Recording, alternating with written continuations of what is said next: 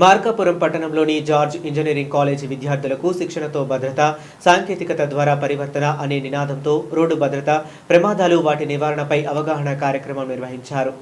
మార్కాపురం జిల్లా రవాణా శాఖ అధికారి కుమారి చందన ఆదేశాల మేరకు విద్యార్థులకు ప్రమాదాలపై తప్పనిసరిగా అవగాహన కల్పించాలనే ఉద్దేశంతో మోటార్ వెహికల్ ఇన్స్పెక్టర్ ఏ మాధవరావు ఈ కార్యక్రమంలో పాల్గొని విద్యార్థులకు అవగాహన కల్పించారు. ఈ సందర్భంగా ఆయన మాట్లాడుతూ మోటార్ సైకిల్ నడిపేటప్పుడు తప్పనిసరిగా హెల్మెట్ ధరించాలని, మద్యం సేవించి లేదా మత్తు పదార్థాలు తీసుకుని వాహనం నడపరాదని స్పష్టం చేశారు.